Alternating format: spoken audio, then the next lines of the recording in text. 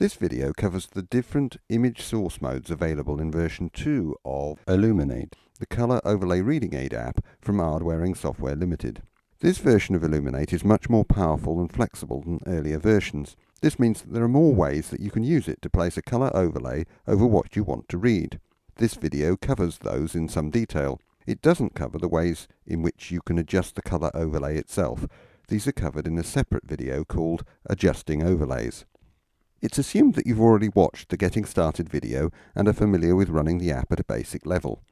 In this video we'll cover flashlight mode, still camera mode, photo album mode, video camera mode, and web page mode.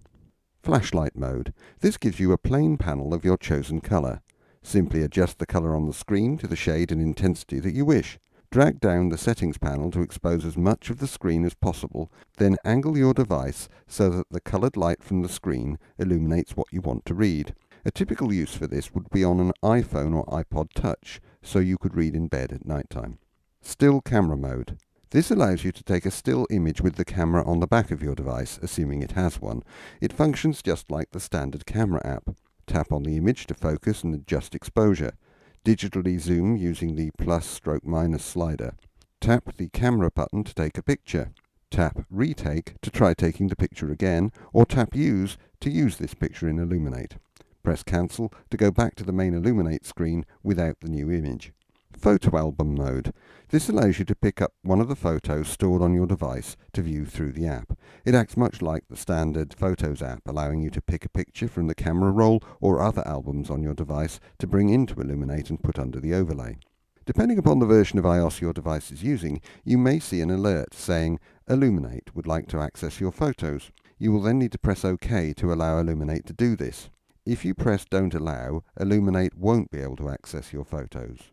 If you press Don't Allow by mistake, you can always allow aaLuminate to access photos later by going to Settings, Privacy, Photos, and set the switch next to aaLuminate to On. Video camera mode. This gives you a live video feed from the camera on the back of your device, assuming it has one. aaLuminate always starts in this mode except on devices without a camera, when it starts in flashlight mode. Web page mode. This looks and behaves much like the standard Safari app for iPhone and iPad, but within aaLuminate with the overlay superimposed. Amongst other things, it can cope with PDF files and other online book mechanisms, just as the Safari app can on the same device. This isn't surprising, as it's the native Safari app being used underneath the covers. Web page is the most complex mode within aaLuminate, so let's go through the various features so you can get the best out of it. The interface is organized differently for iPad and non-iPad devices, just as Safari's is. First, drag down to minimize the settings panel, and you'll see that on iPhone and iPod Touch, web page mode has a header and a footer, whereas on iPad and iPad mini, there's only a header. On the iPhone and iPod Touch interface, the header bar contains the following: a description of the web page, the address input field, and you don't need to prefix your web address with HTTP, you can just start with www on this field, and finally a search input field. The footer contains the following: a go back button, a go forward button, a bookmark button, a web action button, a home button, and a quick links button. The iPad interface takes all of these fields and places them in the header bar, so no footer bar is necessary. Most of these buttons will be familiar from other browsers you've used, but there are a few that are worth a bit more explanation. Bookmarks. Tapping this button displays the bookmarks screen. This has two tabs along the bottom: Bookmarks and History. The Bookmarks tab is displayed by default. Tap on whichever tab you want to display the appropriate content. The Bookmarks tab displays a list of the last 20 pages that you've bookmarked. Tap on a line to go to that bookmarked web page. You can swipe to the left or to the right on a given bookmark to delete it. The History tab displays a list of the last 20 pages that you've visited. Tap on a line to go to that previously visited web page. You can swipe to the left or the right on a given history item to delete it. Whilst these items are remembered from one session to the next, they are only available when browsing within aaLuminate and are not in the standard Safari app, which keeps its own records. Web action.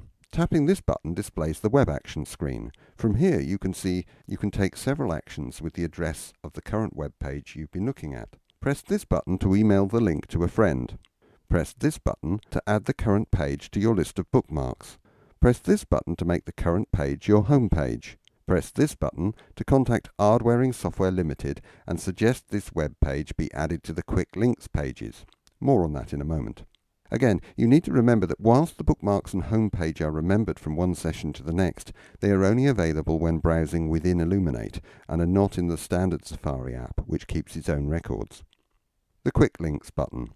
Pressing this button takes you to a web page hosted by Aardwearing. The idea here is to give you out of the box a useful set of places to go from within aaLuminate to find cloud-based news, electronic books, social media, productivity services, etc. By keeping this on a web page, we can change it without having to update the app in App Store. This means that when good suggestions are made via the Suggest button on the web action screen, we can add them quickly for you. Well, that explanation of the web page mode concludes this video on the different image source modes we've built into version 2 of aaLuminate. Thanks for watching. We hope you like aaLuminate and find it helpful. We'd be very interested to hear about any innovative ways you find to use it. We'd also like to hear your suggestions on other quick links. If you have any further queries or suggestions for future improvements, please visit www.aardwearing-software.com.